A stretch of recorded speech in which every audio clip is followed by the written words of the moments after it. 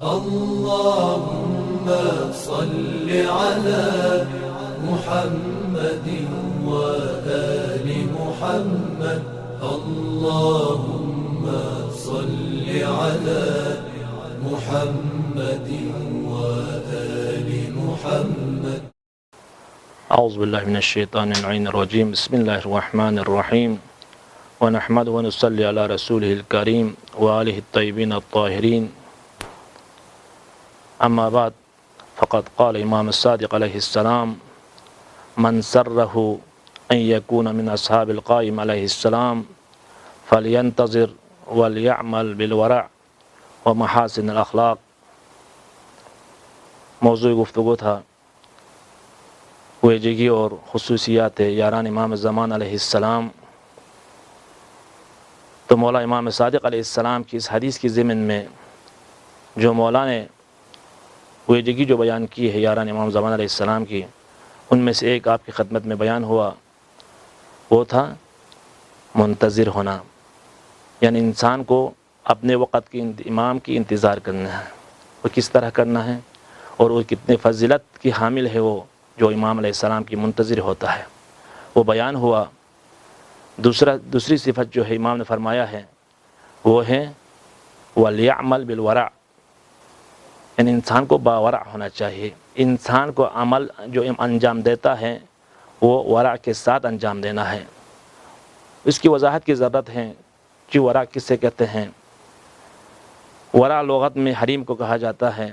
اصطلاح میں ہر انسان کے جو گھر کے اطراف میں جو کچھ حصے چھوڑ دیتے ہیں، جو حریم گھر ہوتا ہے، گھر کا جو حریم ہوتا ہے، اس سے ورع کہا جاتا ہے.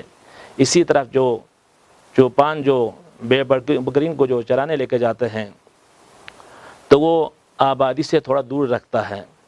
جو بے بکرین چرانے کی جگہ سے جو آبادی کے درمیان جو فاصلہ ہے 50 فٹ یا 100 فٹ کے فاصلے جو چھوڑ دیتا ہے تاکہ کہیں بے بکریاں کسی کی آبادی میں جا کر کسی کی گندم اور کسی کی کاشتکاری کو خراب نہ کرے، اس سے کہتے ہیں ورع. لیکن اسلام میں ہمارے اعمال سے جو مربوط ہے ورع مراد کیا ہے؟ ورع ہے انسان کے لیے کچھ چیزیں واجبات ہیں، اس واجب سے ہٹ کر انسان کو اس واجبات میں سستی نہ ہونے کے لیے، اس کو اپنے آپ سے نہ چھوٹنے کے لیے وہ کچھ مستحبات انجام دیتا ہے، وہ ورع ہے. ورع یعنی مستحبات کا نہ چھوڑنا، مستحبات کو انجام دینا ہے واجبات کے لیے، تاکہ واجبات میں آپ کے لیے سستی نہ ہو.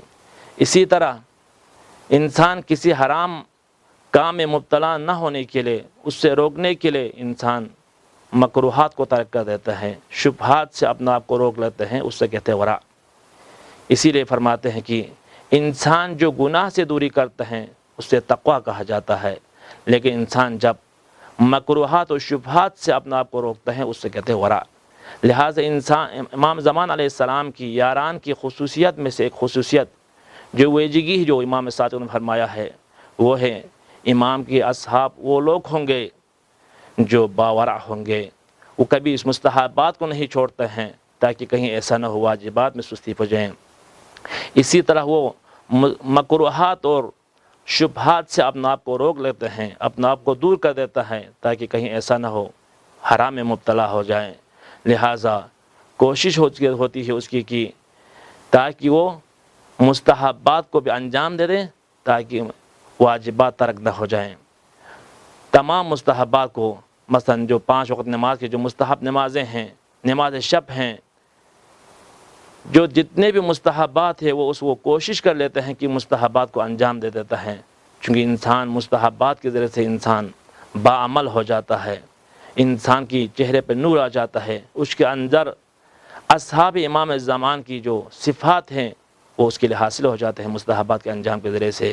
اسی طرح جو امام کی یاران کی وجگی ہیں کہ وہ ورع کے ذریعے سے اپنے آپ کو مکروہات اور شبہات سے بھی اپنے آپ کو دور رکھتے ہیں تاکہ کہیں ایسا نہ ہو وہ حرام میں مبتلا ہو جائیں. لہٰذا ان امام زمان علیہ السلام کی یاران کی خصوصیات میں سے ایک خصوصیت یہ ہوا کہ ایک ویجگی یہ ہوا کہ وہ باورع ہوتا ہے.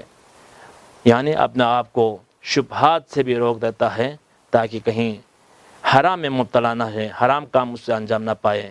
لہٰذا امام زمان علیہ السلام کی آمد کے لیے، امام زمان علیہ السلام کی یاران میں شامل ہونے کے لیے، آپ کے اعوان انصار میں شامل ہونے کے ضروری ہی انسان کو باورع ہونا چاہیے، یعنی تقوی سے ہٹ کر با تقوی ہونے کے ساتھ ساتھ انسان کو باورع ہونا چاہیے، یعنی گناہوں کے ترک کے ساتھ ساتھ شبہات اور مکروہات کو بھی ترک کرنا چاہیے، تاکہ ہم کیا ہیں امام زمان علیہ السلام کی اعوان و انصار میں سے شامل ہو جائیں۔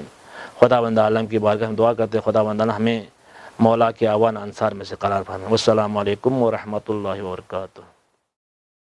اللهم صل على محمد وآل محمد اللهم صل على محمد وآل محمد